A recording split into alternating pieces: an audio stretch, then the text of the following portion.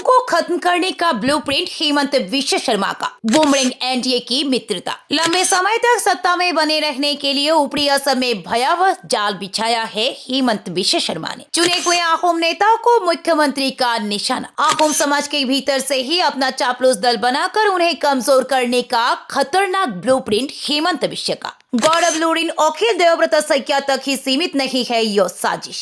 हेमंत विश्व के चापलूस दल में नाम शामिल न कर पाने के कारण ही तपन गोगोई को टिकट नहीं मिला। भविष्य में रास्ता साफ करने के लिए योगन मोहन को राज्य की राजनीति से दिल्ली भेजकर दूर किया गया। पवित्र सुशांत सूरज धर्मेश्वर तरंग चक्रधर मयूर को लेकर बना हिमंत विश्व का चापलूस दल। नमस्कार, न्यूज वन नॉर्थ ईस्ट में आपका स्वागत है। आज के इस प्रतिवेदन के साथ मैं निधि। आप देख रहे हैं देश का एक अग्रणी, निर्भीक, निष्पक्ष और बहुभाषी channel news one north east.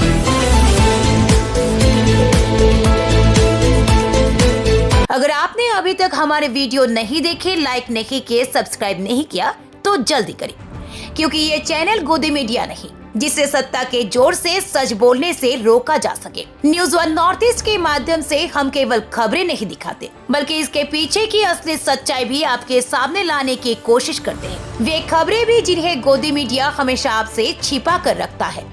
विश्वासघात की सभी सीमाएं पार कर हितेश्वर सैकिया, तरुण गोगोई, सर्बानंद सोनोवाल को पीछे छोड़ मुख्यमंत्री की कुर्सी पर बैठे महत्वाकांक्षी हिमंत विश्व शर्मा ने लंबे समय तक सत्ता में बने रहने के लिए ऊपरी असम में भयावह जाल फैलाया है। खासकर राज्य की राजनीति को नियंत्रित करने वाले ऊपरी असम के आहोम समाज की राजनीतिक नींव को कमजोर करने की साजिश के तहत मुख्यमंत्री ने राजनीतिक अभियान शुरू किया है। बाहरी व्यापारी अशोक सिंघल के जरिए निर्वाचन क्षेत्र पुनर्निर्धारण के समय और कहीं नहीं बल्कि ऐतिहासिक शिवसागर में ही आहोम समाज को कमजोर करने का व्यवस्था की गई, क्योंकि मुख्यमंत्री हिमंत विश्व शर्मा ये अच्छी तरह जानते हैं कि 600 वर्षों तक असम पर शासन करने वाला आहोम समाज स्वाभिमानी, साहसी और अत्यंत देशभक्त है। इसलिए उन्हें कमजोर करने के लिए आहोम के प्रमुख नेताओं को निशाना बनाया जा रहा है। गौरव गोगोई को साजिश के तहत पाकिस्तानी एजेंट बनाने की कोशिश में असफल होने के बाद प्रदेश कांग्रेस अध्यक्ष को कमजोर करने के लिए भूपेन बोरा और प्रद्युत बरदलोई को हटाया गया। लुरिन ज्योति गोगोई के खिलाफ लगातार दुष्प्रचार किया जा रहा है। यहाँ तक कि खुआंग क्षेत्र से लुरिन को जीतने से रोकने के लिए आसू के एक शीर्ष नेता को उम्मीदवार बनाने की कोशिश की गई, लेकिन अंत में सफलता नहीं मिली।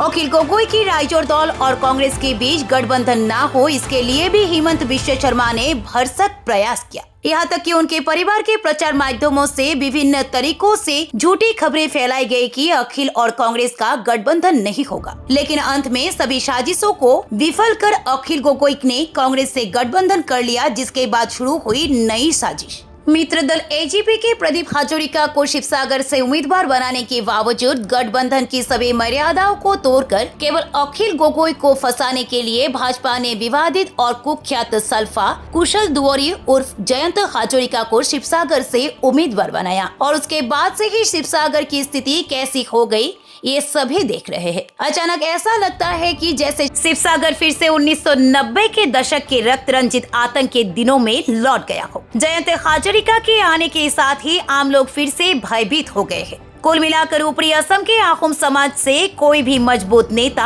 असम के भविष्य निर्धारक न बन सके, इसे रोकने के लिए मुख्यमंत्री हिमंत विश्व शर्मा किसी भी हद तक जाने के लिए तैयार है। ये साजिश केवल गौरव लूरिन या अखिल तक सीमित नहीं है। यही साजिश देवव्रत सैकिया के मामले में भी चल रही है। देवव्रत सैकिया को रोकने के लिए ही सिंडिकेट के संचालक मयूर बरगुहाई को भाजपा ने नाजिरा में उतारा है। हिमंत विश्व शर्मा ने परिसीमन के माध्यम से एक साथ आहोमों के खिलाफ कई काम जैसे पूरा कर लिया है। शिवसागर में आहोमों को कमजोर करने के लिए आहोम बहुल बेदबारी, खेलुआ, दिसांगपार क्षेत्र को काटकर डिमो निर्वाचन में जोड़ दिया गया है। अत्यंत महत्वपूर्ण रूप से आमगुरी निर्वाचन क्षेत्र में बागजान, बरबाम, आमगुरी, टिफुक, बरचला सह 9 चाय बागानों को नाजिरा निर्वाचन क्षेत्र से जोड़ दिया गया। अर्थात शिवसागर से अखिल गोगोई जीत कर न आ सके, इसके इंतजाम के लिए जैसे शिवसागर में आहोम वोट काटे गए, ठीक उसी तरह नाजिरा में चाय बागान शामिल कर देवव्रत सैकिया की हार का ब्लूप्रिंट तैयार किया गया। उम्मीदवारी नहीं दी गई आसू के पूर्व महासचिव तपन गोगोई को। चूँकि तपन गोगोई अखिल असम छात्र संघ के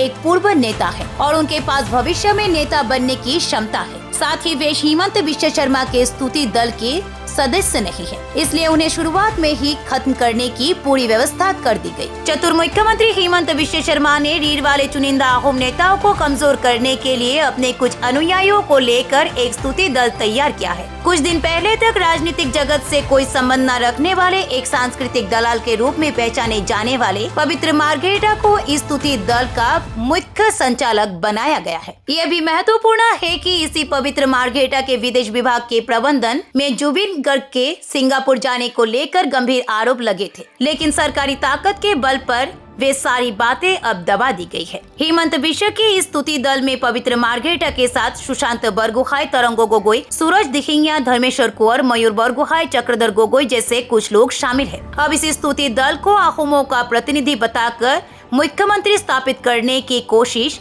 कर रहे हैं।